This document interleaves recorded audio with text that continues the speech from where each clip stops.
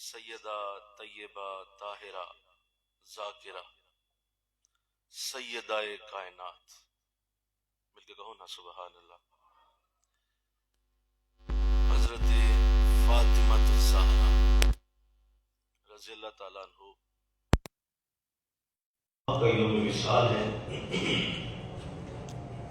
اسی مناسبت سے آج آپ کی یاد میں، آپ کی محبت میں چند باتیں کرنا ضروری سمجھا گیا۔ یہ بات یاد رکھیے کہ گھر میں تربیت یافتہ عورت ہوتی ہے، وہ گھر جنت ہوتا ہے، اور جس گھر میں غیر تربیت یافتہ عورت ہو کہ اس کی تربیت نہ ہوئی ہو، وہ گھر دنیا میں جنت ہو بھی تو ویران ہو جاتا ہے۔ اللہ نے عورت کو گھر کی ملکہ بنایا اور عورت کو ایک پورا نظام دیا۔ عورت کے لیے اللہ نے ایسے انتظام کیے ہیں کہ وہ ہم سب کے لیے دنیا میں ہی ہمارے گھروں کو جنتیں بنا سکتی ہیں، اور اللہ نے ایسی قوت عطا کی ہے عورت کو۔ تو لہٰذا ہمیں ہمیشہ اس بات کو یاد رکھنا چاہیے، ہم جو کہ مرد ہیں، اور ہمیں اس کو ہمیشہ ذہن میں رکھنا ہے کہ ہماری زندگیوں میں عورتوں کی جو اہمیت ہے، اور ہمیں جو عورتوں کے ساتھ اللہ نے باندھ کے رکھا ہوا ہے، اس کی بہت بڑی وجہ یہ ہے کہ ہمیں مکمل ہی عورت کرتی ہے، اور مرد عورت کے بغیر نامکمل ہے۔ ہر صورت اللہ نے ان دونوں کو جوڑنا ہوتا ہے، اسی لیے نکاح کا خوبصورت رشتہ پیدا کیا۔ نکاح کا جو رشتہ ہے اس کے پیچھے وجہ ہی یہ ہے کہ تم ایک عورت کے ساتھ جڑو گے تو تمہاری زندگی بہتر ہو جائے گی۔ پھر اللہ نے کمال لطف و کرم سے اس دنیا میں بڑی بڑی اعلیٰ عورتوں کا وجود پیدا کیا۔ حضرت اماں حوا علیہ السلام، اس کائنات کی پہلی عورت۔ پھر حضرت مریم علیہ السلام، حضرت عیسیٰ علیہ السلام کی والدہ، حضرت آسیہ علیہ السلام، فرعون کی بیوی، اور اسی طرح سیدہ کائنات، حضور کی جگر گوشہ لاڈلی ترین صاحبزادی حضرت سیدہ فاطمہ رضی اللہ تعالیٰ عنہ۔ بڑے بڑے اعلیٰ وجود عورتوں کے اللہ نے بنائے ہیں، ان میں سے آپ کا نام سر فہرست ہے۔ اور آقا دو جہاں صلی اللہ علیہ وسلم نے ارشاد فرمایا، اے فاطمہ تم جنت کی عورتوں کی سردار ہو، تمہیں سرداری دی گئی ہے جنت کی ساری عورتوں۔ تو آپ کی اگر عزت و وقار کو دیکھا جائے اور آپ کے شان و رتبے کو دیکھا جائے تو انسان کے لفظ کم پڑ جاتے ہیں، آپ کی عزت و شان اس سے کہیں بڑھ کے، کہیں زیادہ ہے۔ چند باتیں کروں گا تاکہ آپ کی محبت دل میں پیدا ہو، انشاءاللہ کہہ دیجیے۔ ایک تو آپ صاحبزادی ہیں امام الانبیاء کی، دوسرا آپ بیوی ہیں شیر خدا کی، اور آپ والدہ ہیں حسن و حسین کی۔ لہذا اللہ نے یہ تین رشتے آپ کو عطا کر کے ساری دنیا کی عورتوں سے علیحدہ کر دیا۔ حضرت علامہ اقبال فرماتے ہیں، اگر تم مریم کو دیکھتے ہو تو ان کی نسبت صرف ایک نسبت سے عزیز ہے کہ وہ عیسیٰ کی والدہ ہیں، لیکن اگر تم فاطمہ کو دیکھتے ہو تو تین نسبتوں سے آپ عزیز ہیں، اور یہ تینوں نسبتیں دنیا میں کسی اور عورت کو نہیں دی گئی کہ وہ ایک ہی وقت میں ختم الرسول کی بیٹی بھی ہو، وہ ایک ہی وقت میں حضرت علی المرتضیٰ شیر خدا کی بیوی بھی ہو، اور وہ ایک ہی وقت میں حسن و حسین کی ماں بھی ہو۔ یہ صرف آپ کو دیا ہے۔ لہذا اللہ نے شانوں کے حوالے سے تو ایسے اعلیٰ معاملات پیدا کیے. آپ حضور علیہ السلام کی سب سے چھوٹی بیٹی ہیں. آپ کی 3 صاحبزادیاں اور بھی ہیں، وہ آپ سے بڑی ہیں، اور آپ ساری بیٹیوں میں بولیے چھوٹی، سب سے زیادہ چھوٹی بیٹی ہیں. لہذا حضور کو آپ سے پیار بھی سب سے زیادہ ہے. اور پھر باقی جو صاحبزادیاں تھیں ان کا انداز کچھ یوں ہوا کہ وہ جو ہی جوان ہوئی تو شادیاں ہو گئیں، چلی گئیں. حضرت فاطمہ رضی اللہ تعالیٰ عنہ کا انداز یوں نہیں تھا، آپ کا انداز یہ نہیں تھا، بلکہ بچپن بھی حضور کے ساتھ گزرا ہے، جوانی بھی حضور کی خدمت میں ہی گزری ہے، اور پھر جب شادی ہو گئی تو وہ بھی حضور کے قریب ہی رہیں، پاس ہی رہیں. یہاں تک کہ جب وصال ہو رہا تھا اس وقت بھی حضور کے سامنے کھڑی تھیں، اور آقا دو جہاں نے اس کائنات میں جو آخری چہرہ دیکھا، جس کو دیکھ کے آپ نے اپنی آنکھیں بند کر لیں، وہ سیدہ کائنات کا چہرہ تھا. لہذا آخری چہرہ بھی آپ ہی کا ہے، جس کو حضور نے دیکھ کے آنکھیں بند کر. تو اللہ نے بڑی عزتیں عطا کی، بڑی برکتوں والی ہیں، بڑی رحمتوں والی ہیں، بڑے فضل والی. حضور علیہ السلام نے ہر جگہ آپ کو اپنے ساتھ رکھا ہے، اور آپ نے کبھی بھی کسی موقع پہ حضرت فاطمہ کا ہاتھ نہیں چھوڑا. جب پہلی تبلیغ فرمائی آپ نے صفا کے پہاڑ پہ چڑھ کے، اور آپ نے فرمایا تھا کہ لوگوں سنو، اگر میں یہ کہوں کہ اس پہاڑ کے پیچھے سے ایک لشکر حملہ کرے گا تو کیا مان لو گے؟ تو سب نے کہا جی مانیں گے، کیونکہ ہم نے کبھی آپ کی زبان سے جھوٹ نہیں سنا، ضرور مانیں گے. تو حضور نے فرمایا تھا کہ اگر تم یہ بات مانتے ہو کہ میں اگر کہوں کہ لشکر آ رہا ہے تو مان جاؤ گے، تو ایسے میں اسی زبان سے کہتا ہوں کہ انا رسول اللہ، میں اللہ کا رسول ہوں. اس وقت بھی جب آپ یہ باتیں فرما رہے تھے نا، تو آپ نے ایک ہاتھ کے اوپر سیدہ کو اٹھایا ہوا تھا، ایک ہاتھ پہ سیدہ کو اٹھا کے یہ بات کر رہے تھے، اور آپ نے یوں ان کو سینے سے لگایا ہوا ہے اور ساتھ ساتھ آپ گفتگو فرما رہے. تو یوں حضور کی پہلی تبلیغ میں بھی ساتھ ہی ہیں آپ. پھر حضور نے جتنی بھی مکہ کے اندر زندگی گزاری ہے، اس میں جتنی تکالیف پھرائیں آپ کو، ظاہر ہے اس وقت آپ کا بچپن تھا، اور آپ تقریباً 9 سال کی تھیں جب یہ شدید تکالیف کے دن شروع ہوئے. اور وہ 10 برس جو حضور نے مکہ میں گزارے ہیں، جو بڑے سخت تکلیف کے دن ہیں، 40 سال سے لے کر 50 سال کی عمر تک، یہ 10 سال جو حضور کے مکی زندگی کے ہیں، یہ بڑی سخت تکلیف کے دن ہیں. اور ان میں سیدہ نے حضور کا جس طرح ساتھ دیا ہے، لگتا ہی نہیں تھا کہ آپ 9 سال کی بچی ہیں. جب بھی حضور کا چہرہ غمزدہ دیکھتی تو اب حضور کے قریب آتی، فرماتی بابا جان آپ کیوں گھبرا رہے ہیں، میں فاطمہ آپ کے ساتھ ہوں، میں فاطمہ آپ کے قریب ہوں، میں فاطمہ آپ کے ساتھ ہوں، کیوں گھبراتے ہیں. تو یوں تسلی دیتی تھی جیسے کوئی بہت بڑی برگزیدہ عورت ہو. لیکن آپ کا وہ بچپن سے انداز، وہ حوصلہ جو اللہ نے آپ کو دیا، وہ ضرب المثل رہا. پھر وہ واقعہ جب حضور علیہ السلام نے، آپ حرم میں تبلیغ کے لیے پہنچتے ہیں اور آپ لوگوں کو دعوت ایمان دیتے ہیں، اور پھر آپ نفل پڑھنے کے لیے کعبہ شریف کے قریب ہی آپ نوافل ادا کر رہے ہوتے ہیں کہ اس وقت یہ بدبخت آ کے اونٹ کی اجری آپ کے سر پہ ڈال دیتے ہیں. اور وہ بڑا سخت معاملہ تھا. عربوں کے اندر جب کسی کو موت دینی ہوتی تو بعض قبیلوں میں یہ رواج تھا کہ وہ اونٹ کی اجری لاتے، اونٹ کی اجری کا منہ کھول کے، اس کا منہ کھول کے تو اس کو اونٹ کی اجری ڈال دیتے اور نیچے سے بند کر دیتے، اور یوں وہ شخص سانس گھٹنے سے مر جاتا. تو یہ عربوں کے اندر ایک طریقہ تھا. تو حضور چونکہ نوافل میں مشغول تھے، یہ پیچھے سے آئے ان بدبختوں نے اسی طرح وہ اونٹ کی اجری آپ کے چہرے پہ ڈال دی اور نیچے سے بند کر دیا. اب اس وقت جو ہے جس نے آ کے آپ کو بچایا اور آپ بھاگی ہوئی آئیں، اور آپ حالانکہ میں نے عرض کیا 9 سال کی بچی ہیں، لیکن اتنی قوت اور اس قدر آپ کے اندر طاقت اللہ جانتا ہے کہاں سے آ گئی. وہ اونٹ کی اجری جس کو 3-4 لوگ مل کے اٹھاتے تھے، وہ آپ نے اکیلی نے حضور کے چہرے سے ہٹا دی، اس کو ہٹا دیا. اور آپ نے برا بلا کہا کافروں کو، اور حضور کو سینے سے لگایا، ماتھا چوما. تو آپ نے اپنی بیٹی کو دیکھ کے فرمایا میری بیٹی میں ٹھیک ہوں، اللہ کی رحمت سے مجھے کوئی کچھ نہیں کر سکتا. اس وقت بھی جس طرح ہمت کا مظاہرہ آپ نے کیا، یہ ضرب المثل ہے۔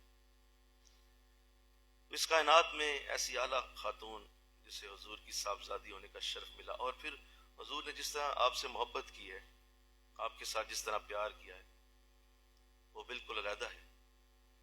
جب بھی سیدہ تشریف لاتی تو حضور اپنی نشست سے کھڑے ہو جاتے، آپ کھڑے ہو جاتے، چادر بچھا دیتے اور فرماتے فاطمہ ٹھہر جاؤ۔ جب چادر بچھ جاتی تو پھر آپ فرماتے اب فاطمہ میری اس چادر کے اوپر بیٹھو، چادر پہ بیٹھ جاؤ، یہ بہتر ہو گیا ہے، چادر بچھ گئی، اب بیٹھو میری چادر۔ اللہ، اور ہر بار ایسا ہوتا، اگر وہ ایک دن میں 10 بار بھی آتی، حضور ہر بار کھڑے ہو کے استقبال کرتے، ہر بار ماتھا چومتے، ہاتھ چومتے اور پھر اپنی چادر بچھاتے، فاطمہ بیٹھو میری چادر۔ اللہ، اور یہ جملہ جو حضور نے آپ کے لیے بولا ہے، یہ اس دور میں بولا گیا ہے جب بیٹیاں زندہ دفن ہوتی تھیں، اور بیٹیوں کو زندہ دفن کرنا اس معاشرے کے اندر ایک ایسا معاملہ ہے کہ جس کو انسان کیسے بیان کرے، کہ ایسی بربریت ہے، ایسی درندگی ہے، ایسا یہ گناہ ہے، ایسا یہ بہت بڑا ظلم ہے جو اس دور میں عام ہوتا تھا۔ بلکہ کرائے پہ لوگ اویلیبل ہو جاتے تھے جو بچیاں زندہ دفن کرتے تھے، اور پوچھا جاتا تھا بھائی تم میں سے کون ہے جو یہ کام کر دے گا، اتنے پیسے لے لے، یہ میری بیٹی لے جائے دفن کر ہے جا۔ اس طرح کی بربریت کا دور۔ آج دیکھیں ہزاروں گناہ ہوں گے، آج ہزاروں قسم کے امت مسلمہ کے اندر بہت ساری برائیاں ہوں گی، اس میں کوئی شک نہیں ہے، شراب بھی ہے، زنا بھی ہے، سود بھی ہے، رشوت بھی ہے، بہت بڑے بڑے گناہ، قتل و غارت ہے، چوری ڈکیتی، سب کچھ ہے، لیکن یارو کہیں بیٹی زندہ دفن نہیں ہوتی۔ اس دور میں ایسا کوئی ملک دکھائیں جہاں ایسا ہو رہا ہے، کوئی ملک نہیں۔ لیکن میرے نبی کا معاشرہ دیکھیے ایسا تھا کہ وہاں بچیوں کو زندہ دفن کر، تو اس قدر نفرت تھی۔ پوچھا جاتا کیوں کرتے ہو، تو کہا اس لیے کرتے ہیں کہ ایک تو یہ کہ کل کو ہمارا داماد آئے گا، اس کے سامنے گردن جھکانی پڑ جائے گی، ہم جو گردن جھکانا پسند نہیں کرتے، اب داماد آئے گا تو ظاہر ہے داماد کی تو عزت ہوگی، اس لیے ہم گردن جھکائیں گے تو وہ تو مناسب بھی نہیں۔ اور دوسرا یہ کون سا جنگوں میں ہمارے کام آتی ہیں، جنگوں میں بچے بیٹے کام آتے ہیں، لہذا ان کو ماری جانا چاہیے۔ اور پھر شادی کا بوجھ سمجھنا، اور شادی کے لیے اس طرح کا انداز بنانا کہ شادی کرنی پڑ جائے گی، اب تو بہت ساری وہ وجوہات بنا کے تو اس ایک رواج بن گیا ہوا تھا کہ بیٹیاں زندہ دفن ہوتی ہیں، اور بیٹیوں کے ساتھ محبت کا تو تصور ہی کوئی نہیں تھا، یعنی تصور ہی نہیں تھا کہ بیٹی کے ساتھ پیار کرنا، محبت کرنا، ایسا کوئی انداز ہی نہیں۔ اس وقت حضور نے ایک جملہ بولا، اور وہ جملہ اس معاشرے کے اس ماحول میں جب بولا گیا، آج میں اور آپ بولیں گے تو اس کا کوئی فرق نہیں پڑے گا، کیوں؟ کیونکہ آج وہ ماحول ہی نہیں ہے، آج وہ رنگ ہی نہیں ہے، آج وہ انداز نہیں ہے۔ لیکن اس دور میں جب وہ بولا گیا ہے، فرمایا فاطمہ میرے قریب آؤ، ماتھا چوما، فرمایا فاطمہ تو مدغۃ منی، فاطمہ میرے جگر کا ٹکڑا ہے، فاطمہ تو میرے جگر کا ٹکڑا۔ ذرا مل کے سبحان اللہ کہو، ذرا اپنی بیٹی کو یہ کہنا آج جا کے، تو میرے، سارے بولو، تو میرے جگر کا ٹکڑا ہے۔ آپ جانتے ہیں کیا ہوا تھا جب یہ جملہ بولا گیا؟ آپ اس کا اثر سمجھ سکتے ہیں کیا ہوگا؟ پورا مکہ ہل کے رہ گیا، دیواریں ہل کے رہ گئیں، مکے کے لوگوں میں جب یہ جملہ پہنچا، لوگوں نے سنا محمد اپنی بیٹی کو یہ کہتے ہیں کہ فاطمہ تو میرے جگر کا ٹکڑا ہے۔ لوگ ایک دوسرے کو تکنے لگے یہ کیسے ہو سکتا ہے، بیٹی جگر کا ٹکڑا کیسے بن گئی؟ تو حضور نے یہ جملہ آپ کی شان مقدس میں بولا ہوا ہے، اور مجھے اور آپ کو جو آج بیٹیوں سے محبت ملی ہے وہ سیدہ کائنات کے قدموں کے تو فعل ملی ہوئی ہے۔ آپ جو محبت رسول پاتی تھیں، حضور سے جو پیار پاتی تھیں، وہی پیار آگے چلتا ہوا آج ایک باپ اپنی بیٹی سے کرتا ہے۔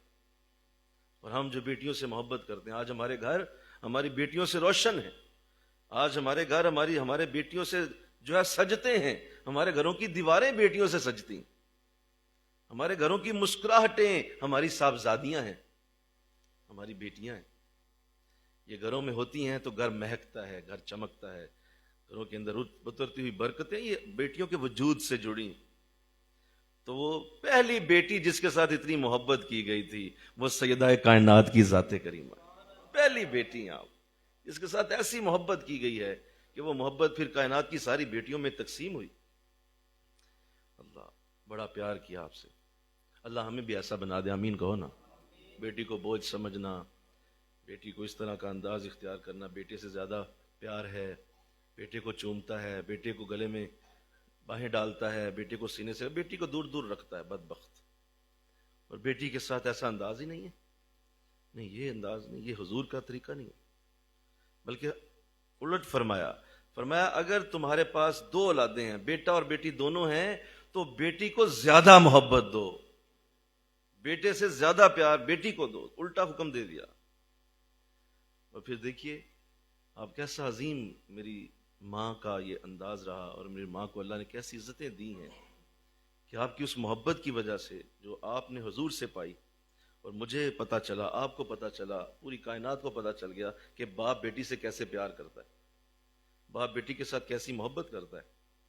اس محبت کی وجہ سے جو آپ کو ملی ہے، آج بیٹیوں کو جو حضور نے جملے بولے ہوئے ہیں، جو بیٹیوں کے لیے کہے گئے ہیں، بس آپ ہی کی وجہ سے وہ ادا کیے گئے۔ ایک تو یہ فرمایا کہ فاطمہ میرے جگر کا ٹکڑا ہے، اور دوسرا فرمایا سنو، اللہ نے جسے دو بیٹیاں دی ہوں اور وہ ان کو جوان کرے، اور وہ ان کو پڑھائے، اور وہ ان کی تربیت کرے، اور اس کا نکاح کر دے، وہ اور میں جنت میں یوں ہوں گے جیسے یہ دو انگلیاں ساتھ ساتھ ہوتی ہیں۔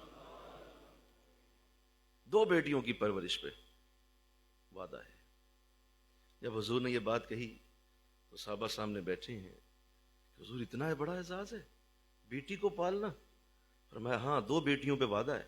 ایک صحابی کھڑے ہو گئے، فرمایا حضور جس کی دو ہو نہ ایک ہی ہو، ایک ہی بیٹی ہو، تو ارشاد فرمایا کہ ایک بیٹی کے لیے بھی یہی وعدہ ہے،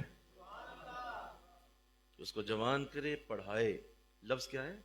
پڑھائے، بول دو، جوان کرے، پڑھائے، تربیت کرے، نکاح کر دے۔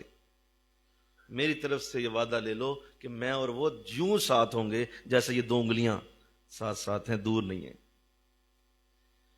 تو ہماری تو جنتیں ہمارے گھروں میں ہی ہیں، بولو نا یار، سارے ذرا بولو نا بھائی، ہماری جنتیں کہاں ہیں؟ ہمارے گھروں میں، ہمارے گھروں کی دیواروں میں، ہمارے گھروں کی صحن میں، ہمارے گھروں کے کمروں میں ہماری جنتیں پھر رہی ہیں، یہی ہماری جنتیں ہیں۔ کدھر بھاگے پھرتے ہو، کدھر بھولے پھرتے ہو؟ اور یہ جنت تیرے گھر میں پل رہی ہے جنت۔ یہ فاطمہ کی شان کریمہ ہے کہ حضور نے ان کی وجہ سے یہ جملے بولے۔ اللہ، پھر ایک اور جملہ ارشاد فرمایا، جب بھی اللہ کسی سے محبت کرتا ہے، پیار کرتا ہے، تو اس کی کچھ علامتیں، کسی بندے سے جب پیار کرتا ہے تو اس کی کچھ علامات ہیں۔ پہلی علامت یہ ہے کہ اللہ اس بندے کے گھر میں جس سے محبت ہو جاتی ہے نا، مہمان بھیج دیتا ہے اس گھر میں۔ بولو، مہمان کا آنا اللہ کی رحمت کی دلیل ہے، اور وہ تمہارے گھر آ گیا ہے، سمجھو اللہ اس وقت تجھ سے راضی ہے کہ تیرے گھر مہمان کی آمد ہوئی ہے۔ تو فرمایا حضور اچھا اس سے زیادہ؟ کہا ہاں، اگر اللہ اس سے زیادہ محبت کرتا ہے تو اللہ اس گھر پہ بارش نازل کرتا ہے۔ یہ بارش کا وجود بھی رحمت کی علامت ہے۔ اللہ بارش سے گناہ دھو دیتا ہے، اللہ بارش سے گلیاں محلے صاف کر دیتا ہے، ماحول صاف کر دیتا ہے، ہوا صاف ہو جاتی ہے، اس علاقے کے لوگوں کے لیے جینے کی زندگی کو اللہ بہتر کر دیتا ہے جہاں بارش اتار دیتا ہے۔ بہت ساری علائشیں دور ہو جاتی ہیں، بہت سارے گرد و غبار اللہ دھو دیتا ہے۔ کیوں؟ میرے بندے یہاں رہتے ہیں، میرے بندوں کو آسانی ہونی چاہیے۔ یہ اللہ کی محبت کی علامت۔ فرمایا اگر اس سے بھی زیادہ اللہ محبت کرے کسی سے، مہمان بھیجتا ہے، بارش بھیجتا ہے، اور اگر اس سے بھی زیادہ پیار آ جائے کسی پہ تو اس کے گھر بیٹی پیدا کر دیتا ہے۔ بولو کیا کرتا ہے؟ اس کے گھر بیٹی ہو جاتی ہے۔ یہ بیٹی اللہ کی رحمت ہے، یہ رحمت کی دلیل بنتی ہے کہ میرے بندے سے بڑا ہی پیار ہے اسے، اور اللہ اپنے بندے سے بڑی محبت کرتا ہے۔ اور ایک جملہ تو ایسا ہے کہ اللہ کرے وہ دلوں پہ نقش ہو جائے۔ اور مجھے یاد ہے کہ جب میں نے اسے سنا تھا، میں نے دعا مانگی تھی، مولا اللہ کرم کر دینا ایسا ہو جائے، لیکن مجھ پہ یہ کرم نہیں ہوا۔ اللہ کرے آپ میں سے کئیوں پہ ہوا ہوگا، اور جن کی کل کو شادی ہونی ہے، اللہ ان پہ بھی کر دے. ارشاد فرمایا آقا دو جہاں نے, سنیے, جان عالم صلی اللہ علیہ وسلم فرماتے ہیں بہترین انسان, خوش نصیب انسان وہ ہے جس کی پہلی اولاد بیٹی پیدا ہو. بولیے کیا؟ خوش نصیبی. اس سے کیا کہا؟ خوش نصیبی کہا. میرا پہلا بیٹا ہے, یہ خوش نصیبی مجھے نہیں ملی, بعد میں مل گئی. آپ میں سے کئی ہیں جی, ہاتھ کھڑا کریں جس کی پہلی بیٹی ہے, ماشاء اللہ, مل کے کہو نا سبحان اللہ. آپ بڑے عزت دار ہیں, بڑے خوش نصیب لوگ ہیں آپ, ماشاء اللہ. آپ کو نبی اکرم صلی اللہ علیہ وسلم کی زبان سے میں نے خوش نصیبی کا خبر دیا, میں نے ان کی زبان سے سنا دیا ہے کہ خوش نصیب ہے وہ شخص جس کی پہلی اولاد بیٹی ہو. یہاں عجیب حال ہے, یہاں عجیب حال ہے کہ آپ بیٹی کا وجود دیکھتے ہیں. یہ اصل میں ہمارے معاشرے میں ہندو چونکہ کثرت سے رہے, اور ہم تقریباً 800 سال ہندوؤں کے ساتھ گزار کے آئے ہیں, کیونکہ پاکستان کو بنے ہوئے بھی 70 سال ہوئے ہیں. اس سے پہلے ہم مسلم جو ہماری نسلیں ہیں, بولیے کتنے 100 سال, بول دو سارے, 800 سال ہماری نسلیں جو پچھلی ہیں وہ ساری ہندوؤں کے ساتھ رہی ہیں. لہٰذا ہندوؤں جیسے انداز تو آنے تھے. بھئی یہاں بندہ پہلوانوں کے ساتھ رہے تو پہلوان بن جاتا ہے, یہاں بندہ چند دن لکڑی والوں کے ساتھ گزارے, لکڑی سیکھ جاتا ہے کیسے کاٹتے ہیں, چند دن درزیوں کے ساتھ رہے, درزی بن جاتا ہے. تو 800 سال گزرے ہوں, کیا حال ہوا ہوگا, کس طرح وہ اندر پینیٹریٹ کی ہوگی ہندوانہ ذہنیت, وہ کس طرح اندر کی طرف گئی ہوگی وہ ہندوانہ سوچ. یہ ہندوؤں کا طریقہ ہے کہ وہ بیٹی کو آج بھی منحوس سمجھتے ہیں, آج بھی بیٹی کے لیے ان کے لفظ یہی ہیں, وہ بیٹی کو منحوس جانتے ہیں. وہ کہتے ہیں یہ وہ خوش نصیبی نہیں ہے, یہ بدبختی کی علامت. لہٰذا یہ چیزیں ہندوانہ معاشرے سے ہمارے معاشرے کے اندر آئی ہیں. ہم مسلم تو بیٹیوں سے پیار کرنے والے لوگ, ہم تو بیٹیوں کو سینے سے لگاتے ہیں. ہمارے اندر یہ کہاں سے آئے؟ یہ کیسے جملے ہیں کہ ایک ساس اپنی بہو کو یہ کہتی ہے کہ بیٹی پیدا ہو گئی ہے تو کہتی ہے لو دسو, پہلی بیٹی جم دیتی ہے, اس پہ استغفار تو کہو. یہ کتنے بڑے جملے ہیں, اور اللہ کا عرش کیسے ہلتا ہوگا ان جملوں کہ ایک عورت دوسری عورت سے یہ جملہ بول رہی ہے کہ یہ لگتا ہے کہ منحوس اس ہمارے گھر آ گئی ہے, بیٹیاں جمتی جا رہی, دوسری بھی بیٹی ہو گئی ہے, تیسری بیٹی ہو گئی تو کہتی ہے طلاق دے دے اس کو. سنا ہوگا آپ نے, بولو نا یار, طلاق دے دے اس کو, یہ بیٹیاں جمتی, ہمیں بیٹا چاہیے. تو مجھے بتائیے کہ یہ جملے اللہ کا عرش کیسے ہلتا ہوگا؟ کیوں؟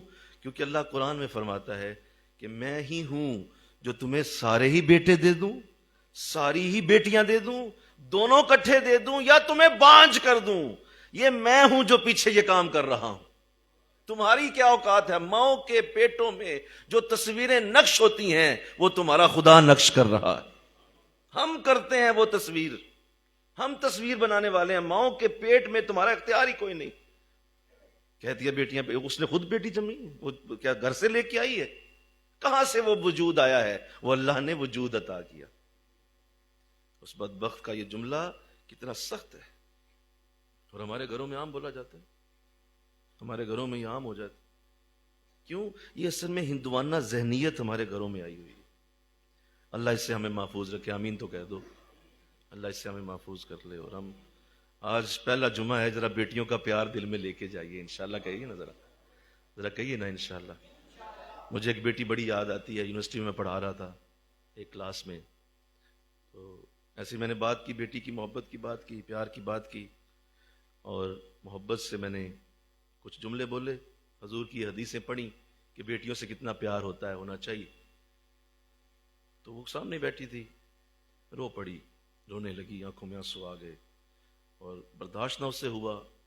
پہلے ضبط کرتی رہی, پھر جو ہے وہ چیخیں نکل گئیں. میں خاموش ہو گیا. میں نے پوچھا, میں نے کہا بیٹے میں نے تجھے تو کچھ نہیں کہا, میں تو حضور کی حدیث سے سنا رہا ہوں.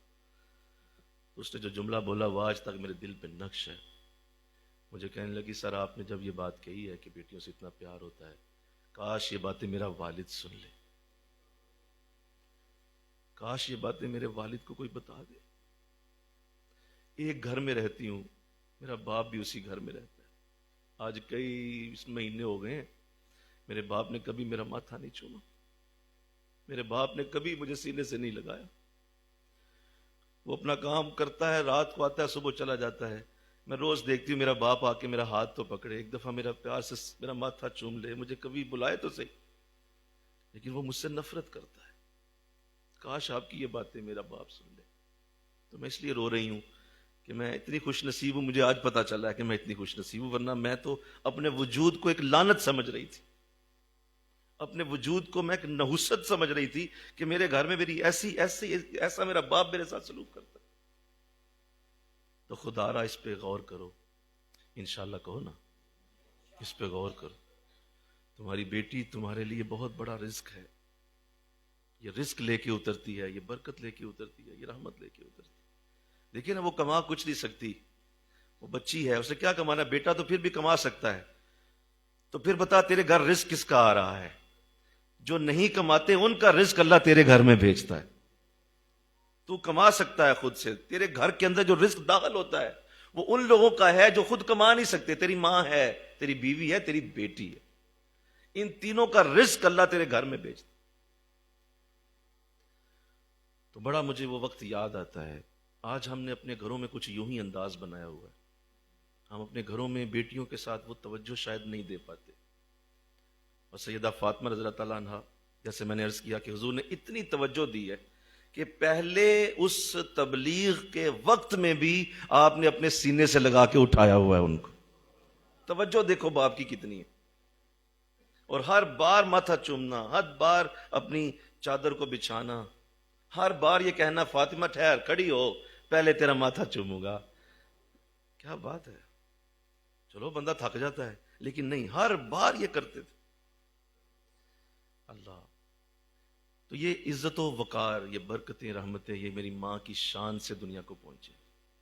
یہ میری ماں کی عزت ہے جو دنیا میں بٹ رہی ہے بیٹیوں کے روپ میں. بیٹیوں کا روپ اصل میں فاطمہ کا روپ ہے.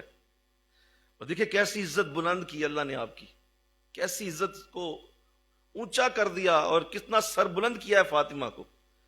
بزرگوں نے ارشاد فرمایا ہم مردوں کے لیے، قرآن جب یہ کہتا ہے لَقَدْ كَانَ لَكُمْ فِي رَسُولِ اللَّهِ أُسْوَةٌ حَسَنَةٌ، تمہارے لیے زندگی کی ہر بات میں رسول اللہ نمونہ ہے.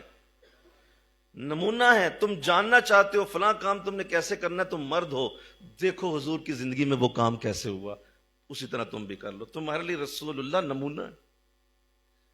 سوال پیدا ہوا تو پھر عورتوں کے لیے کون نمونہ ہے؟ عورت تو ایک الگ زندگی گزارتی ہے. وہ گھر میں ہے، وہ بچے ہیں ان کے ساتھ ہے، وہ خدمت میں ہے، وہ ایک انداز اور ہوتا ہے عورت کا. تو وہ کیسے؟ رسول اللہ تو مرد ہیں. تو فرمایا کہ سنو، یہ جو رسول اللہ کا لفظ قرآن میں لکھا ہے کہ تمہارے لیے نمونہ ہے، اسی مقام پہ، جس مقام پہ مردوں کے لیے حضور ہیں، عورتوں کے لیے اس مقام پہ فاطمہ کی ذات رکھی گئی. نہیں، چھوٹی زبان مل کے بولو، میری ماں کی شان میں پھر بولو. اسی مقام پہ جہاں رسول اللہ، پھر لفظ سنو میرے، اسی مقام پہ جہاں رسول اللہ ہیں وہاں فاطمہ ہیں. کن کے لیے؟ عورتوں کے لیے. عورتیں جب دیکھیں گی زندگی کیسے گزارنی ہے تو وہ فاطمہ کو دیکھیں گی. وہ ان سے وہ فیض لیں گی، وہ برکت لیں گی جو اللہ نے عورتوں کو دی ہوئی ہے. جو رحمتیں اللہ نے عورتوں کو دی ہیں وہ ساری فاطمہ رسول اللہ کے قدموں سے لے کے عورتوں میں بانٹتی ہیں. اللہ. تو حضور کو اپنی صاحبزادی سے بڑی محبت ہے، بڑا پیار ہے. بلکہ میں تو اپنے بزرگوں سے ایک جملہ جب سے سنا ہے اس وقت سے ہی اور محبت ہر روز بڑھتی ہے.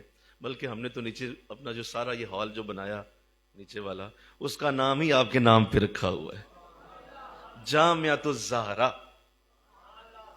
زہرا کا جامعہ، فاطمہ کا حال. اسی وقت نیت کر لی کہ اللہ توفیق دے.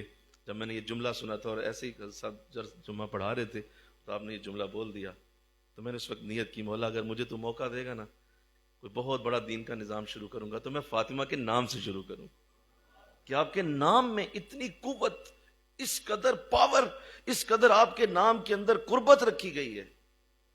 اللہ. دیکھیے یہ جملہ جو حضور نے آپ کے لیے بولا ہے کہ فاطمہ ساری کائنات کی عورتوں کی سردار ہے. اور پھر یہ جو کہا ہے فاطمہ میرے جگر کا ٹکڑا ہے.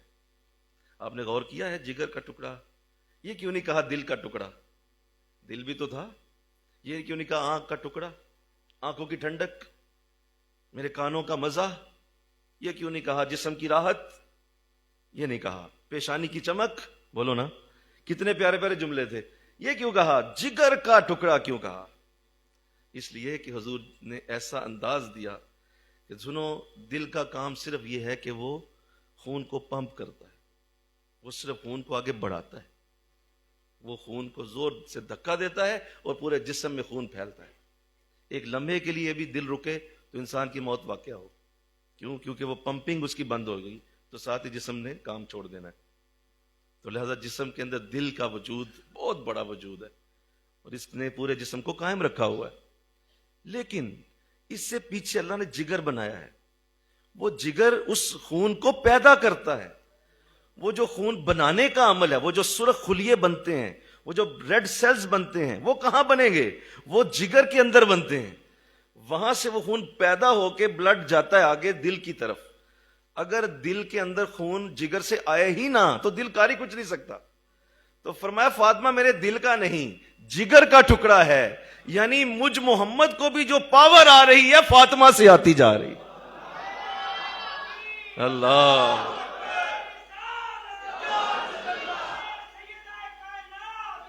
پورا مل کے بولو نا، نعرہ رسالت سیدہ کائنات. تو فرمایا کہ یہ جگر کا ٹکڑا اس لیے ہے کہ جگر خون بناتا ہے. اور آپ اصل میں ٹکڑا نہیں کہہ رہے، پورا جگر ہی کہہ رہے کہ مجھے اصل میں برکت فاطمہ سے آ رہی. اور وہ وقت یاد کریں جب آپ غار سجدہ میں گئے. غار سجدہ جب سورہ ہود نازل ہوئی، سورہ ہود اتری، تو اس میں اللہ نے کچھ ایسے احکام دیے ہیں کہ آقا دو جہاں کی حدیث ہے سورہ ہود کے بارے میں آپ نے ارشاد فرمایا سورہ ہود نے مجھے بوڑھا کر دیا، میں بوڑھا ہو گیا ہوں. اس سورت نے مجھے اتنا فکر ڈال دیا ہے، اتنا غم ڈال دیا ہے کہ میں بڑھاپے کی حد تک پہنچ گیا ہوں سورہ ہود کی وجہ سے. سورہ ہود میں اللہ نے اپنے نبی کو یہ بتایا ہے کہ فلاں فلاں پہلے قومیں آئیں اور ان قوموں کو ہم نے کس کس طرح عذابوں کا شکار کیا. استغفر اللہ بولو. کس کس طرح عذاب دیے ان کو. کسی کو آگ کا عذاب دیا، کسی کو پتھروں کا عذاب دیا، کسی کو زمین کو اٹھا کر آسمان سے لے جا کر زمین پہ پٹک دیا. بہت سارے عذابوں کا ذکر ہے پوری سورت میں. اور اس میں ایک آیت آتی ہے، اس آیت میں اللہ یوں فرماتا ہے کہ نبی اگر تیری امت میں سے کسی نے ایسے اعمال کیے تو ہم اسے بالوں سے پکڑ کر گھسیٹتے ہوئے دوزخ میں پھینکیں گے، ہم اسے بھی نہیں چھوڑیں گے. یہ جو مثالیں تجھے دی ہیں نا فلاں فلاں قوم کی، یہ اس لیے دی ہیں کہ تیری قوم سن لے، اگر ان میں سے کوئی عمل تیری قوم نے کیے تو ہم اسی طرح کا عذاب دیں گے، بلکہ بالوں سے پکڑ کے گھسیٹ دیں. لفظ ہیں سورہ ہود کے اندر. آقا نے فرمایا مجھے سورہ ہود نے بوڑھا کر دیا. ان دنوں میں حضور کی طبیعت بڑی بے چین رہنے لگی. آپ کبھی مسجد کے اس کونے میں بیٹھتے نظر آتے، کبھی اس کونے میں نظر آتے، کبھی محراب میں آتے، کبھی پیچھے بیٹھ جاتے اور کس سے بات نہ کرتے. رنجیدہ رنجیدہ آسمان کی طرف دیکھتے رہتے، آنکھوں میں آنسو آئے ہوئے. یہاں تک کہ صحابہ نے پوچھا حضور ایسی کوئی پریشانی ہمیں بتا دیجئے، کوئی مسئلہ ہے؟ تو میں نہیں، چپ رہو، خاموش ہو جاؤ، کسی سے کوئی بات نہیں کرنی. یہاں تک کہ فجر پڑھائی تو اس کے بعد حضور ظہر میں تشریف ہی نہیں لائے. حضرت ابوبکر نے نماز پڑھائی، فرمایا کہیں گئے ہوں گے، تو مصروفیت ہوگی، آرام کر رہے ہوں گے. عصر میں بھی نہیں آئے. جب مغرب میں بھی نہیں نہ آئے تو صحابہ پوچھنے لگے حضور کہاں ہے؟ پوچھا گیا گھر میں. فرمایا کہ ہمیں تو یہ تھا کہ باہر ہوں گے. کہا نہیں باہر تو نہیں ہے. پتہ چلا تو حضور پورے مدینہ میں کہیں بھی نہیں. مدینہ پہ وہ دن قیامت سے بڑھ کے تھا. سارے صحابہ حضور کو ڈھونڈنے لگے، حضور گئے کدھر؟ ہر گھر کے اندر دستک دی گئی، یہاں تو نہیں بیٹھے، یہاں تو نہیں بیٹھے، یہاں تو نہیں بیٹھے. لیکن کسی جگہ حضور نہیں ملتے، کسی جگہ نہیں ہے. یہاں تک کہ صحابہ کو لگا کہ کہیں کسی جنگل میں چلے گئے ہوں گے. مدینہ سے باہر ٹولیاں بھجوائی گئیں، بھائی تم 10 لوگ ادھر جاؤ، تم 10 لوگ ادھر جاؤ، تم 10 ادھر جاؤ. تو اس طرح ٹولیاں بن کے صحابہ پھیل گئے کہ پتہ تو کریں گئے کدھر ہیں. کسی کو بتایا بھی نہیں. دوسرا دن آ گیا، حضور نہیں مل رہے، گھر کے اندر ازواج رو رہی ہیں، سیدہ کائنات کو علم ہوا، آپ بھی پریشان ہیں، حضرت علی بھی ڈھونڈنے نکلے ہوئے ہیں، یہاں تک کہ ایک چہرواہا، ایک بکریاں چرانے والا، وہ کہیں سے گزر رہا تھا، کچھ صحابہ نے اسے دیکھ لیا، اس سے گزرتے ہوئے پوچھ لیا کہ بھائی تو بکریاں چراتے ہوئے کافی دور جاتا ہے، تو اس حلیے کا شخص کیا تو نے دیکھا ہے؟ کیا اس حلیے کا شخص کہیں نظر آیا ہو؟ جب اس نے حلیہ سنا تو کہنے لگا ویسے جس کا حلیہ بتا رہے ہو اتنا خوبصورت میں نے زندگی میں کوئی دیکھا نہیں، اتنا خوبصورت کہتے ہو فلاں چیز فلاں چیز فلاں چیز، ایسا نہیں دیکھا۔ اچھا ٹھیک ہے، جانے لگے تو وہ کہنے لگا اچھا یہ بتاؤ کہ کب سے؟ کہا 3 دن ہو گئے۔ اچھا کہا 3 دن پہلے کی بات؟ کہا جی 3 دن سے وہ شخص ملا ہی نہیں ہے، آپ نے دیکھا ہی نہیں؟ کہنے لگا نہیں 3 دنوں سے میں، ایک غار ہے یہاں قریب، میں وہاں قریب بکریاں اپنی چراتا ہوں، 3 دن ہو گئے ہیں وہاں اندر کوئی رو رہا ہے، اور وہ ایسا روتا ہے کہ اس کے رونے کی آواز اتنی دردناک ہے کہ میری بکریاں جب ادھر جاتی ہیں نا تو وہ چارہ کھانا چھوڑ دیتی ہیں، وہ بکریاں اپنا گھاس کھانا چھوڑ جاتی ہیں، میں ادھر جانا چھوڑ گیا کہ یہ پتہ نہیں کون ہے اندر، ہمت ہی نہیں پڑتی اندر جا کے دیکھوں، اتنا دردناک رونے والا پتہ نہیں کون ہے۔ صحابہ کو جب یہ علم ہوا تو صحابہ دوڑے، دوڑ لگ گئی کہ لگتا ہے یہ حضور ہی ہو سکتے ہیں۔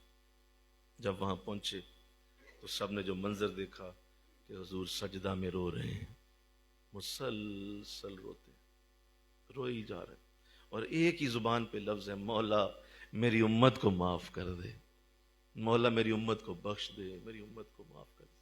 یہ سورہ ہود میں تو نے جو عذاب کی باتیں کی ہیں، میری امت کو نہ دے، میری امت اس قابل نہیں ہے، میری امت یہ بوجھ نہیں اٹھا سکتی، میری امت کے اندر یہ قوت نہیں، اللہ میری امت کو معاف کر۔ حضور مسلسل یہ باتیں، مسلسل جملے بولتے جا رہے، صحابہ کے دل کو چین آ گیا، ٹھنڈ پڑ گئی، شکر ہے زیارت تو ہوئی، نظر تو آئے۔ حضرت ابو بکر قریب گئے، فرمایا حضور 3 دنوں سے مدینہ ویران ہو گیا، اٹھئے اور مدینہ میں چلیے حضور، یہاں آپ یہاں کھانا پینا بھی نہیں، اور 3 دنوں سے آپ یہاں کیا کر رہے ہیں حضور؟ رو رہے ہیں، کس بات پہ رو رہے ہیں؟ امت کے لیے رو رہے ہیں حضور، ہم بھی آپ کے ساتھ مل کے دعا کرتے ہیں، مدینہ چلتے ہیں نا، مسجد نبوی میں بیٹھ کے دعا کر لیتے۔ تو حضور نہیں سر اٹھاتے، یہاں تک کہ ابوبکر دوبارہ کہتے ہیں حضور پھر بھی نہیں سر اٹھاتے، آپ اپنی دعا کرتے چلے جاتے۔ تیسری جب آنکھ بلند ہوئی نا، حضرت ابوبکر پیچھے ہٹ کے کہا یہ میرے بس کی کام نہیں، لگتا ہے عمر کی بات سنیں گے۔ حضرت عمر آئے، فرمایا حضور میں حاضر ہوا ہوں۔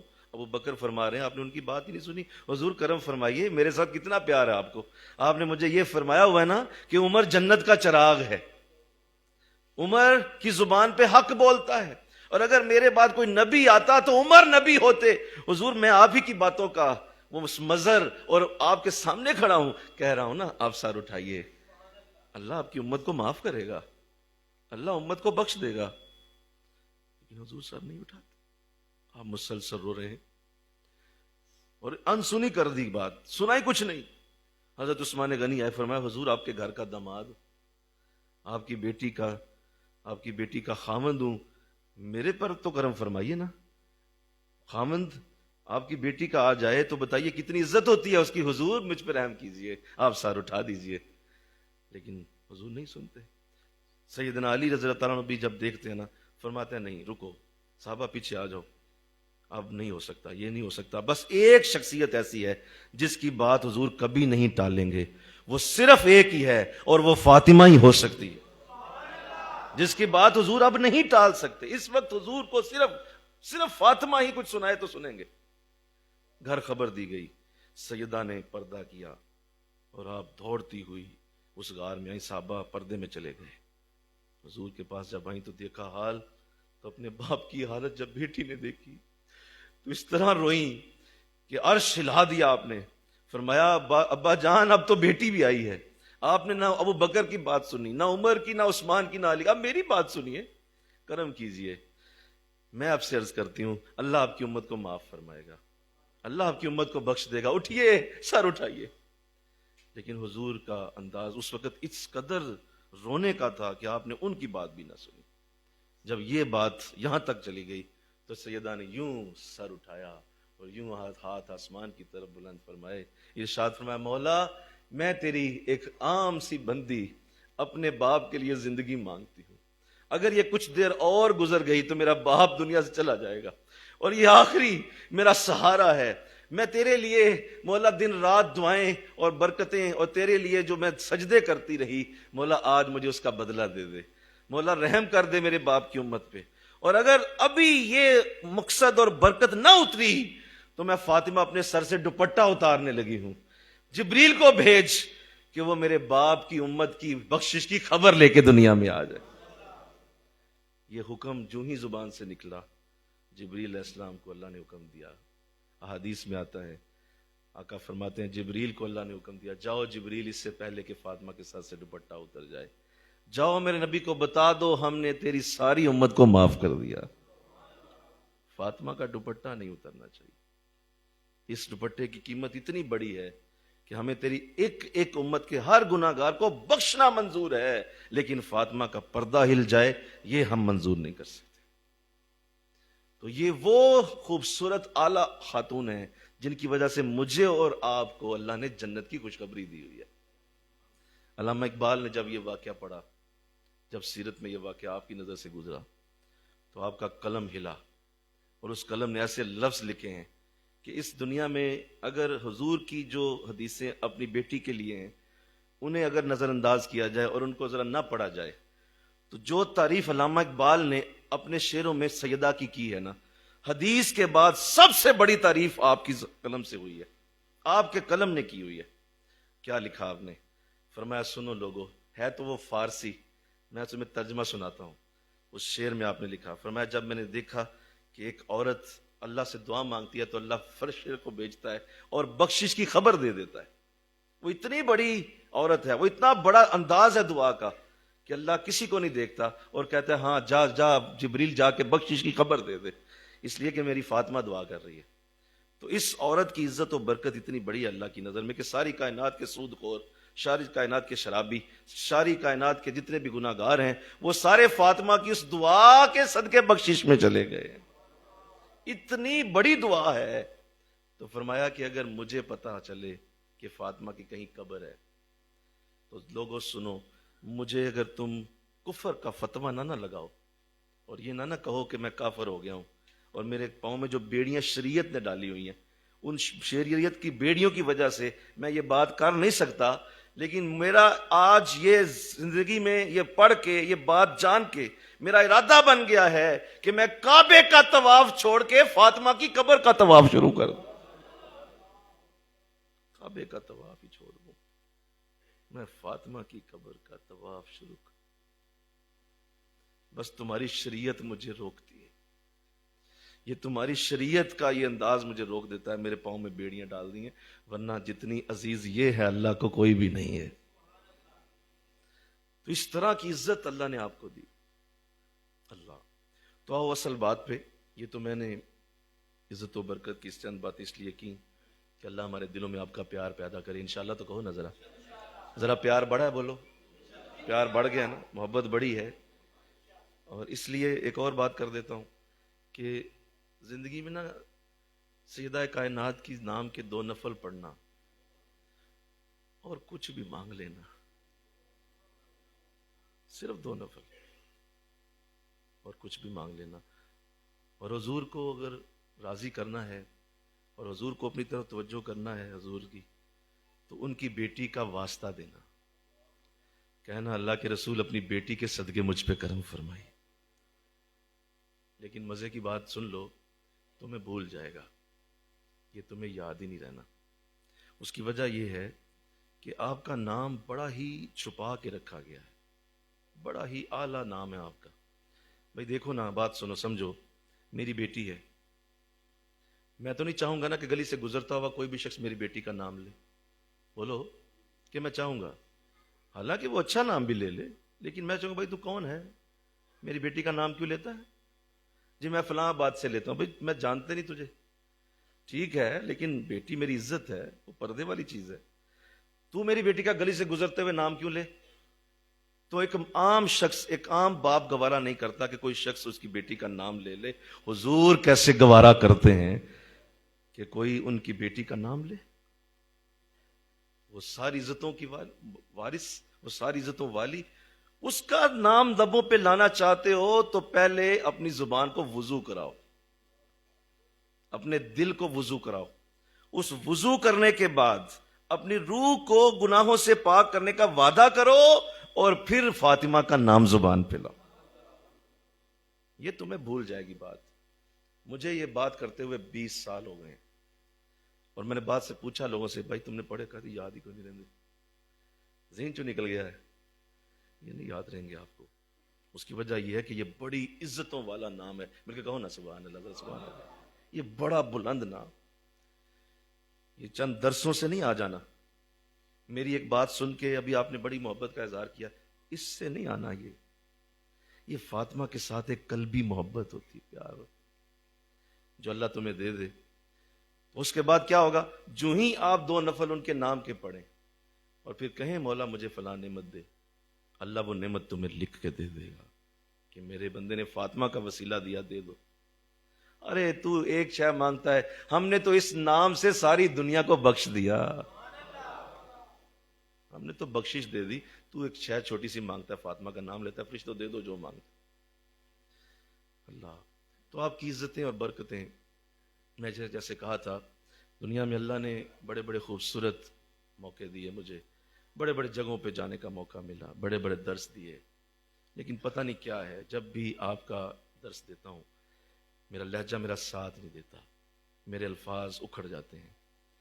میں بڑی مشکل سے ترتیب بنا رہا ہوں اپنے الفاظ کی، حالانکہ مجھے کبھی مشکل نہیں ہوئی گفتگو کرتے ہوئے. لیکن جب بھی آپ کی بات کرتا ہوں میرے لفظوں کے اندر میں سوچتا ہوں کہ ادب ہے فاطمہ والا تو ادا کروں، ورنہ لفظ نہ ادا ہوں. کیونکہ فاطمہ کا ادب اتنا بڑا ہے کہ جب حشر کے دن آپ کی سواری گزرے گی تو اللہ کی بارگاہ سے اعلان ہوگا، لوگو، او نبیو، او ولیو، او نمازیو، او روزے دارو، حاجیو، جتنے بھی دنیا میں اکٹھے ہو چکے ہو، حشر میں آ چکے ہو، آ جاؤ اور اپنی گردنوں کو جھکا لو، اس لیے کہ فاطمہ کی سواری گزرنے لگی. ہر نبی گردن جھکا لے، ہر ولی گردن جھکا لے، غوث اعظم بھی گردن جھکا لیں گے. فاطمہ کی بیٹی گزر رہی تو تم کیا سمجھتے ہو میری تقریر سے تمہیں محبت مل جائے گی؟ نہیں، یہ محبت تقریر سے نہیں آتی. اس کے اندر ایک خاص پیار ہے، ایک خاص قسم کی اٹریکشن ہے جو آپ کے ساتھ اللہ دے دیتا ہے. وہ خاص قسم کا جذبہ ہے جو اندر آپ کے پیدا ہو جاتا ہے. پھر آپ کہتے ہیں اب تو فاطمہ کے نام سے جینا ہے، فاطمہ کے نام سے مرنا ہے، اور ہر وقت ان کا نام ذہن میں رکھنا ہے. اس سے پہلے نہیں آتا. تو عزت و برکت میں نے اس لیے عرض کر دی.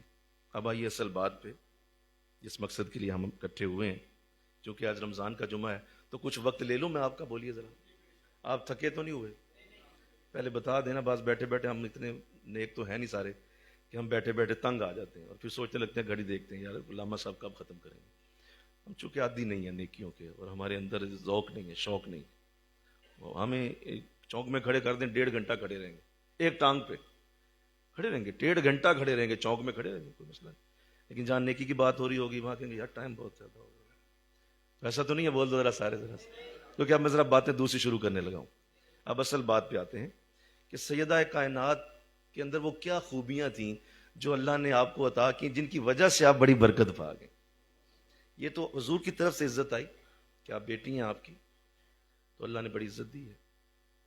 آپ کے اندر کچھ خوبیاں ہیں جو اللہ نے آپ کو عطا کی ہیں. ایک تو سب سے بڑی بات یہ ہے کہ اللہ نے آپ کو عبادت کا بہت ذوق عطا فرمایا.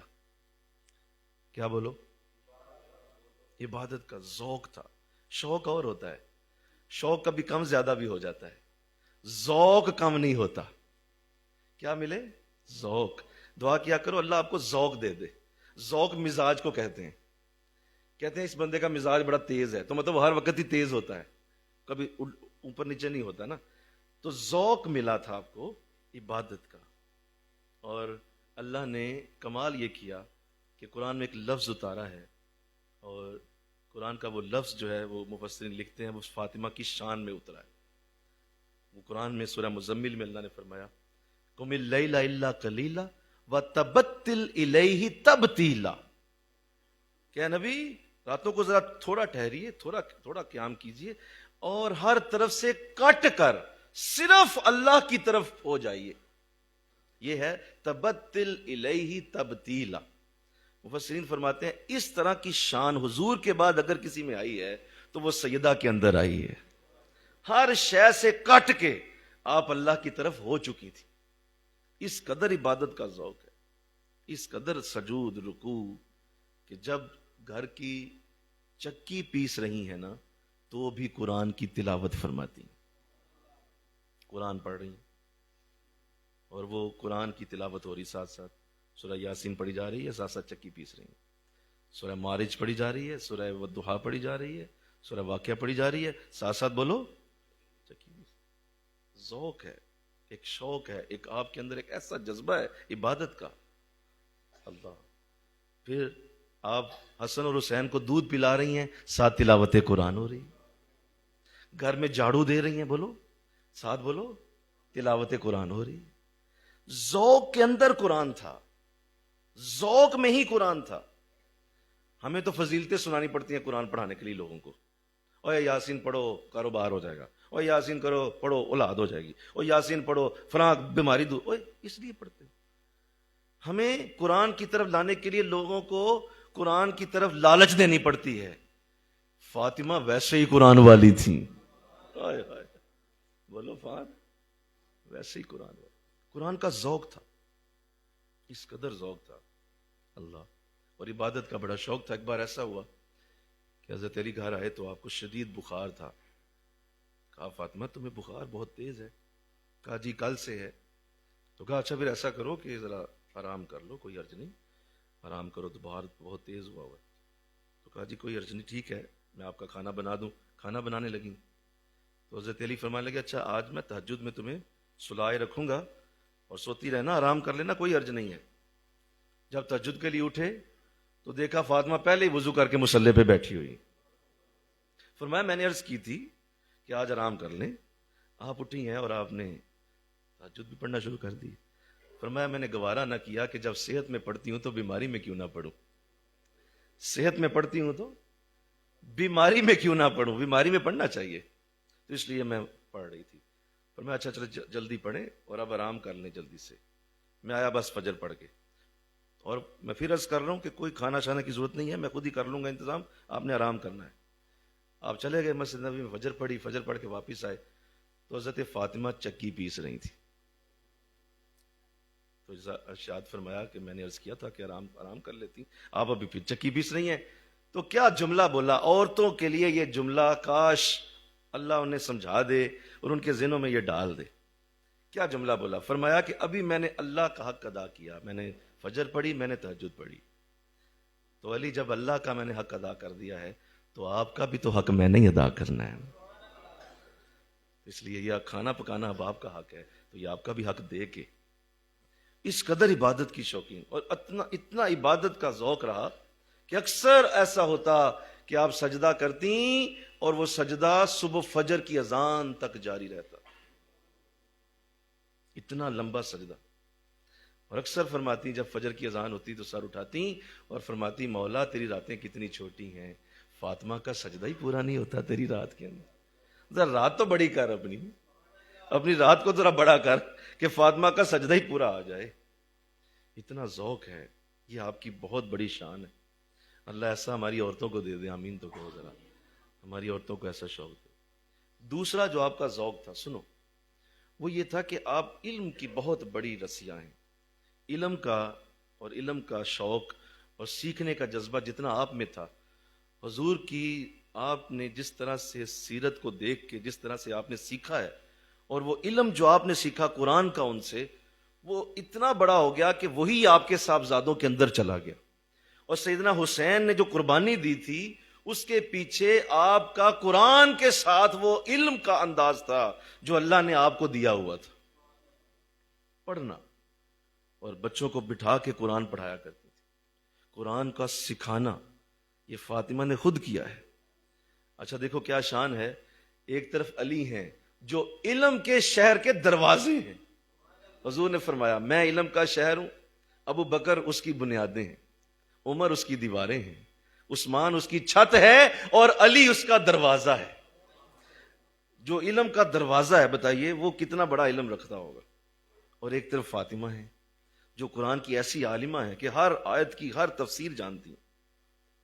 لہذا انہیں بٹھا کے جب سیدنا حسین کو قرآن پڑھایا کرتی تھی نا، تو وہ قرآن ایسا نس نس میں اترا کہ جب آپ کی گردن اتر کے نیزے کی نوک پہ چلی گئی، وہاں بھی قرآن کی تلاوت کر رہے تھے.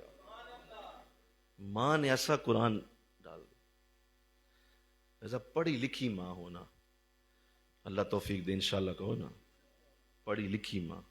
دعا کرو اللہ تمہیں علم والی ماں عطا کرے. دنیا میں جتنے بڑے لوگ آئے ان کی مائیں علم والی ہیں. کوئی ان پڑھ ماں کا بیٹا بڑا نہیں بنا. علم والی ماؤں کے بیٹے. حضور غوث اعظم کی والدہ سیدہ ہیں اور بہت بڑی عالمہ ہیں، فقیہہ ہیں. حضور معین الدین چشتی اجمیری کی والدہ بہت بڑی عالمہ ہیں. اور جب بیٹا آیا تھا ایک دن، کہا اماں جان آج ہزاروں ہندوؤں کو کلمہ پڑھا کے آیا ہوں. کہا بیٹا یہ تیرا کمال نہیں ہے، میں نے تجھے کبھی بے وضو دودھ ہی نہیں پلایا.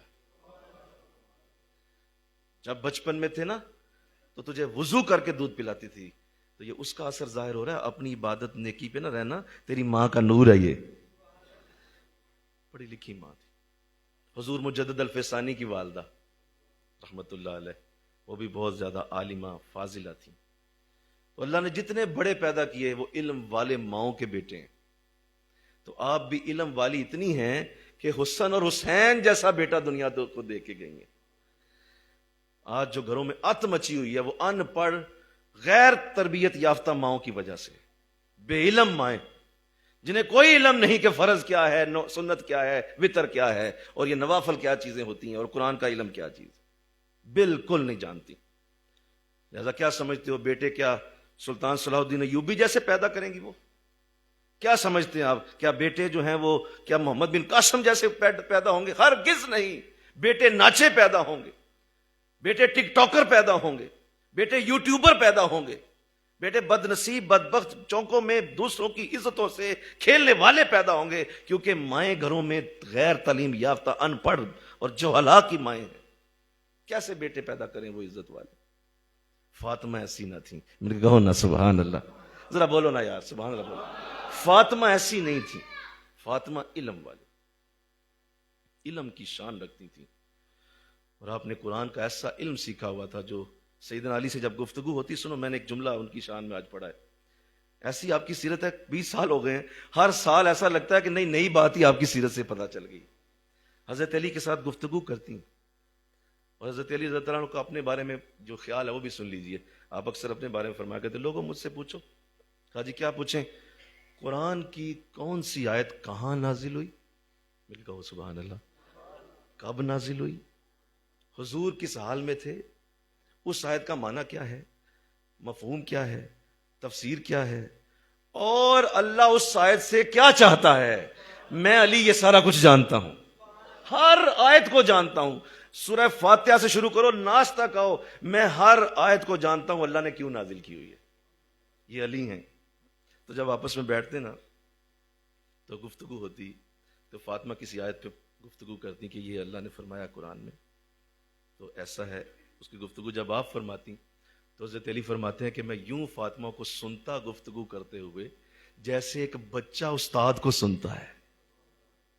اور میں حیران ہو جاتا کہ یہ معنی اور مفہوم تو میرے دل میں بھی نہیں اتارے گئے جو فاطمہ تیرے دل میں اتارے گئے.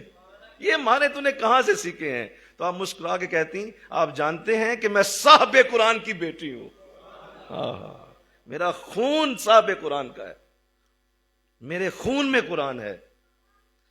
ایسا عزت و برکت علم کی شان آپ رکھتی ہیں. اپنی بیٹیوں کو پڑھاؤ انشاءاللہ. تو کہو نا ذرا، انہیں بے علم نہ رکھو، خدا را انہیں بے علم نہ رکھو. احسان کرو گے جب وہ دوسرے گھر جائے گی، انہیں پڑھاؤ.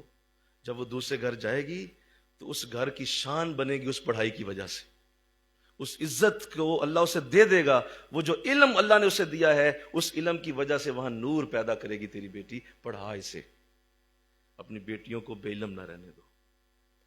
تو اللہ توفیق دے دے انشاءاللہ. تو کہو نا. نیچے ہم نے وہ نظام شروع کیا ہے، حفظ کا نظام شروع ہو گیا ہے. قرآن کی حافظہ بناؤ بیٹیوں کو انشاءاللہ. کہو نیت کرو آج حافظ قرآن بناؤ.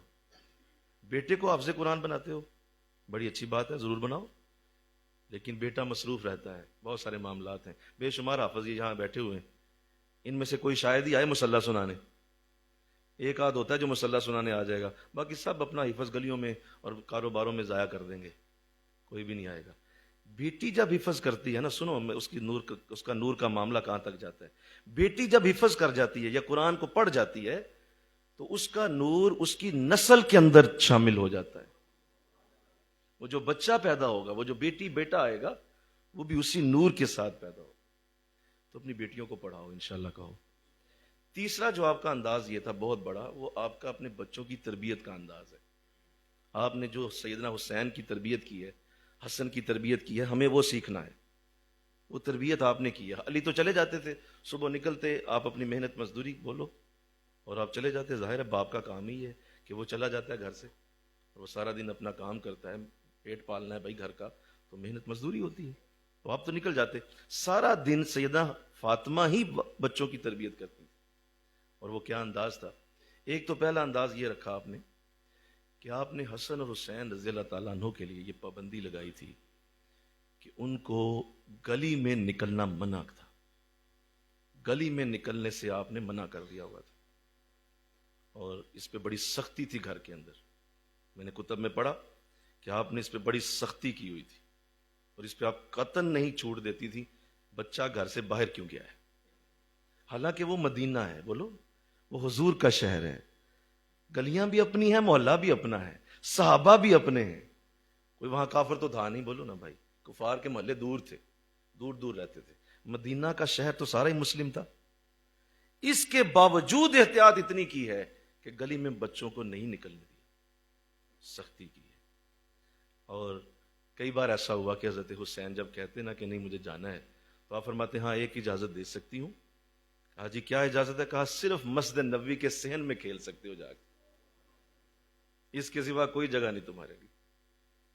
تو حضرت حسین مسجد نبوی میں چلے جاتے، اب وہ کھیل رہے ہیں، ادھر سے بلال آئے ہیں ظہر کی اذان دینے کے لیے، ظہر کی اذان ہونے لگی ہے، بلال نے دیکھا ہے حسین پھر رہے ہیں، کبھی ادھر جا رہے ہیں ادھر جا رہے ہیں، تو ظاہر ہے پیارے تو تھے، خوبصورت، اوپر بچہ بھی ہو تو خوبصورت بھی ہو، اور پھر وہ نواسہ رسول بھی ہو، تو کتنا پیار آتا ہوگا۔ قریب جاتے، ماتھا چومتے، سینے سے لگاتے، ہاتھ چومتے، کہے میرے لیے دعا کریں حسین آپ، خوشی سے پیار سے پھر اذان دینے چلے جاتے۔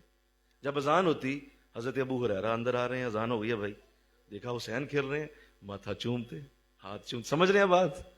پھر حضرت عمر آ جاتے، حضرت سعد بن ابی وقاص آتے، حضرت عثمان آ جاتے، صحابہ جلیل القدر، ظہر میں آ رہے ہیں حسین سینے لگ رہے ہیں، عصر میں آ رہے ہیں حسین سینے لگ رہے ہیں، مغرب میں آ رہے ہیں حسین سینے لگ رہے ہیں۔ ارے اتنے لوگ جس کو روز سینے سے لگائیں، بتاؤ کیا بنے گا وہ بچہ۔ ہم اپنے بچوں کو گلیوں میں بھیج کے کنڈم کر دیتے ہیں، اور سمجھتے ہیں کہ ہم اسے آزادی دے رہے ہیں، سمجھتے ہیں ہم اسے آزادی دے رہے ہیں، اور ذرا سا لے جا تو ہی باہر کھیڑ جا کے، اور جو ہی وہ باہر نکلا ہے نا بس بیڑا۔ اب دیکھو وہ ماحول کتنا پاک تھا، میری ماں نے اس وقت کتنی احتیاط کی ہے۔ آج ماحول تیرے سامنے ہے، بول کیا کرے گا؟ آج ماحول تیرے سامنے، بچوں کے ساتھ کیا کرنا ہے؟ انہیں بند کر دو۔ مجھے بڑا اچھی طرح یاد ہے، حضرت الیاس قادری صاحب دعوت اسلامی والے، ان کا ایک انٹرویو لگا ہوا تھا، بڑی دیر پرانی بات سنا رہا ہوں، میں نے ان کا ایک انٹرویو سنا تھا، ٹی وی پہ آپ کسی سے بات کر رہے تھے، تو وہ انٹرویو لینے والا یہی پوچھ رہا تھا کہ آپ نے بچوں کی تربیت کیسے کرتے ہیں؟ تو انہوں نے یہی جملے بولے، فرمایا میں نے ان کی تربیت اسی طرح کی ہے جس طرح فاطمہ نے حسن و حسین کی تربیت کی۔ وہ کہنے لگا جی وہ کیسے؟ کہا وہ ایسے ہے کہ میں نے بچوں کو گلی میں نہیں نکلنے دیا، آج تک کبھی نہیں جانے دیا، منع ہے میرے بچوں پہ گلی میں نکلیں۔ تو وہ جو انٹرویو لینے والا تھا وہ کہنے لگا یہ تو بہت ظلم کرتے ہیں آپ، مطلب بچے اندر گھر میں قید کر دیے آپ نے، اور آپ نے ان کا سانس بند کر دیا، دیکھیں اندر جیل بنا دیا گھر کو، تو حضرت یہ کیسی بات ہوئی؟ تو انہوں نے جو جملہ بولا مجھے آج بھی یاد ہے، وہ کہنے لگے کہ مجھے ان کا یہاں دنیا میں سانس گھٹنا منظور ہے، کل دوزخ میں گرنا منظور نہیں ہے۔ بولو کیا جملہ ہے؟ ان کا دنیا میں سانس گھٹنا منظور ہے مجھے، کل دوزخ میں گر جائیں یہ باپ ہو کے منظور نہیں کر سکتا، اس لیے پابندی ہے گھر سے باہر نہیں جانا۔ آج دیکھ لو کیا حالت ہے تمہارے معاشرے کا۔ نیک ماں باپ ہوتے ہیں بچوں کو قابو ہی نہیں کر پاتے. بچے باہر نکلتے ہیں, اس کے بعد ختم. پھر آگے ایسی ایسی دوستیاں ملتی ہیں, وہ سگریٹ پینے والے, وہ بے نماز, وہ بدبخت سارے اکٹھے ہوتے ہیں, اور پھر وہ سارے کے سارے ماں باپ کی بے عزتی کا سبب بنتے ہیں. تو میری ماں نے دنیا کو یہ تربیت کا رنگ دیا. مل کہو نا سبحان اللہ. حسن اور حسین کو گلی میں نکلنا منع, کبھی نہیں جانے دیا. پھر چوتھی بات جو اللہ نے آپ کو دی تھی وہ بڑی اعلیٰ تھی, وہ یہ تھی کہ آپ نے یہ پابندی لگائی تھی اپنے بچوں پہ کہ دیکھو جب بھی اذان ہوگی تو تم میں سے کوئی مجھے گھر میں نظر نہ آئے, سارے جا کے اپنے نانا کے ساتھ نماز ادا کرو. حالانکہ خود گھرانہ رسول ہے, لیکن اس بات کی پابندی تھی. اور حضور کو بھی پتا تھا کہ فاطمہ نے اسپیشل کہا ہوا ہے کہ جب تک حسین یا حسن نہ آ جائیں آپ نے نماز شروع نہیں کرنی. ایک بار ایسا ہوا کہ حضور آ گئے, جماعت کے لیے آپ کھڑے ہو گئے. اب جو ہی آپ کھڑے ہوئے ہیں, صحابہ بھی کھڑے ہو گئے, تکبیر بھی پڑھ دی گئی, لیکن حضور نماز شروع نہیں کر رہے. آپ بار بار پیچھے دیکھ رہے ہیں, بار بار پیچھے دیکھ رہے ہیں. صحابہ نے فرمایا حضور کسی کا انتظار ہے؟ فرمایا ہاں حسین کا انتظار ہے, وہ آئے گا تو نماز شروع ہونی ہے. اندر سے حکم بڑا سخت آیا ہوا. اللہ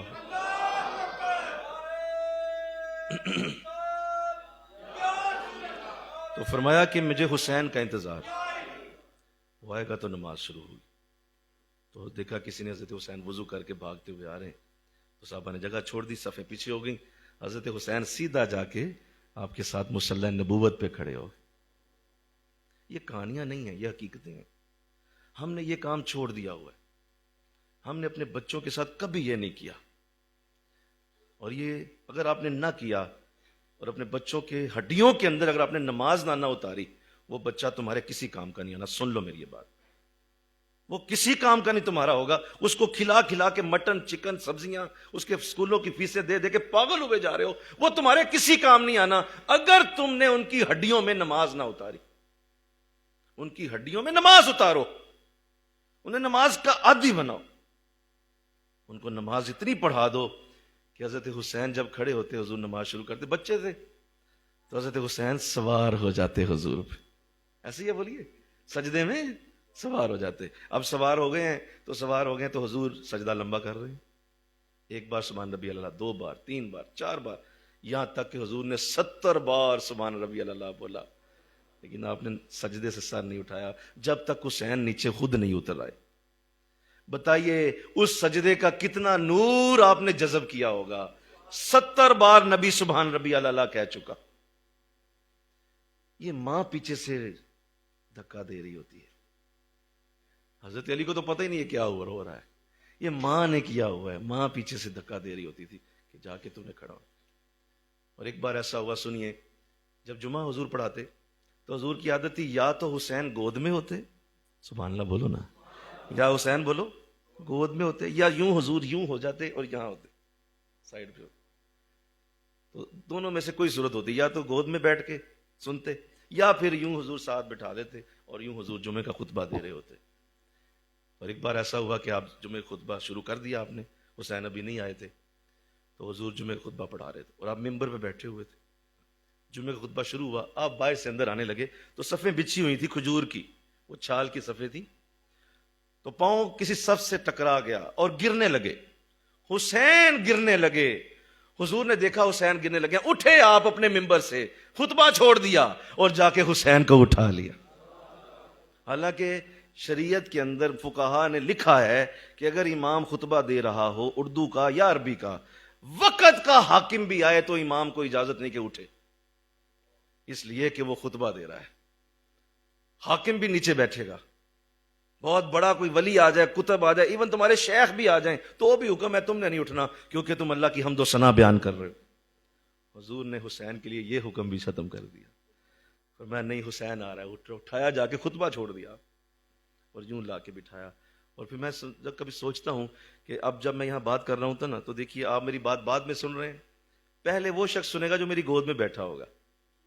تو حضور کے خطبے کا سارا نور پہلے حسین کو ملتا تھا, اس کے بعد ساری دنیا سنتی تھی. اتنا کرم, اور وہ پیچھے سے پریشر تھا کہ جانا ہے اور جا کے وہاں خطبے میں بیٹھنا ہے اور جا کے جماعت کے ساتھ نماز پڑھنی. انشاءاللہ کہتے ہو, بولو کرو, یہ کرو, تمہیں اللہ نے اولادیں دی ہیں, خدا را انہیں نمازی بنا دو. ان پہ احسان کرو، انہیں نمازی بنا دو، اس سے بڑا کوئی احسان نہیں ہے.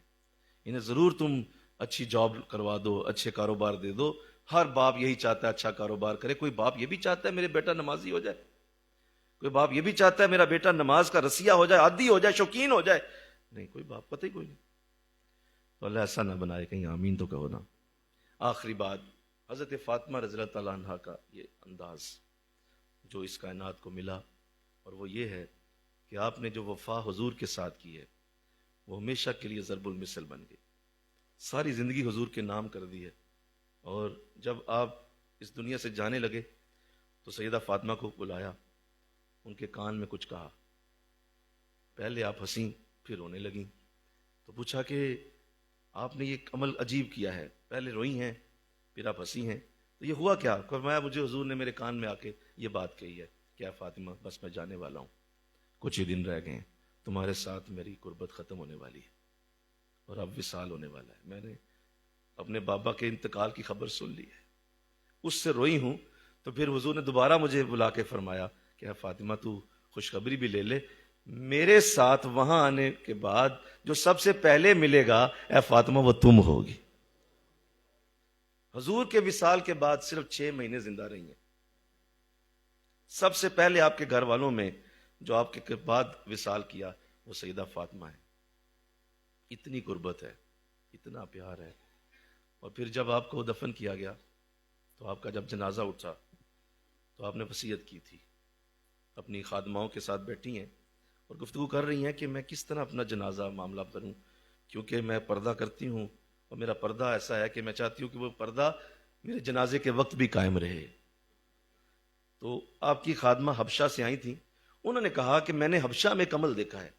وہ عمل یہ ہے کہ جب عورت کی میت جاتی ہے تو اس کے اوپر چاروں طرف ایک پردہ تانا جاتا ہے، 4 لکڑیاں لگائی جاتی ہیں اور وہ لکڑیاں اونچی کر کے اس کے اوپر پورا پردہ ڈال دیا جاتا ہے، لہذا اس عورت کا جسم نظر نہیں آتا. تو آپ بڑی خوش ہوئیں. آپ نے فرمایا تو نے بڑا احسان کیا مجھ پہ، ایسا کر کہ یہ بات بتا دے میرے بابا کو، سب کو، جب بھی وصال ہوگا تو اس کے بعد میرا جنازہ اسی طرح اٹھایا جائے گا. تو آپ کا جب وصال ہوا تو ایک تو آپ کو رات کے اندھیرے میں دفن کیا گیا. چند صحابہ آپ کے جنازے میں شامل ہوئے اور بہت ہی تھوڑے لوگ تھے جنہوں نے سیدہ فاطمہ کا جنازہ پڑھا ہے. اور پھر آپ کی جو چارپائی تھی اس کے اوپر اسی طرح چادر لگائی گئی کہ آپ کا جنازہ بھی پردے میں ہی گیا ہے. اور وہ ایسا اعلیٰ معاملہ بنا. پھر بعض نے یہ لکھا کہ آپ کو جنت البقیع میں دفن کیا گیا، لیکن زیادہ تر مفسرین نے اور خاص طور پہ مکہ کے ہی ایک مفتی صاحب نے ایک تاریخ کی کتاب لکھی ہے، انہوں نے اس میں لکھا ہے کہ فاطمہ کی قبر انور جنت البقیع میں نہیں بلکہ گنبد خضرا کے نیچے ہے. اور جہاں حضور کی وہ چوکھٹ ہے نا، آپ کے حجرہ پاک کی جو چوکھٹ ہے، اس کے اندر داخل ہوتے پہلی قبر فاطمہ کی ہے. حالانکہ ہمیں یہ پتا ہے کہ اس میں 3 ہی قبریں حضور کی ہیں، سیدنا ابو بکر کی ہیں اور سیدنا عمر فاروق رضی اللہ تعالیٰ عنہ کی. لیکن وہ یہ لکھتے ہیں کہ نہیں، حضور کا جتنا ان سے پیار تھا یہ میں مان ہی نہیں سکتا کہ وہ بقیع جانے دیتے. جتنی محبت تھی وہ اپنے پاس ہی رکھتے، ساری زندگی اپنے پاس رکھا، تو وصال کے بعد بھی آپ گنبد خضرا کے نیچے ہی دفن. لہذا جب آپ وہاں جائیں تو اس گنبد خضرا کو دیکھ کے فاطمہ کو بھی یاد کریں، کیونکہ وہ بھی وہیں پہ ہیں. اللہ میری ماں کی قبر پہ کروڑوں رحمتیں نازل فرما. ہم سب کو آپ کی محبت کا ایک ذرہ نصیب ہو جائے. وما علینا الا البلاغ المبین. سنتے ادا فرمائیں.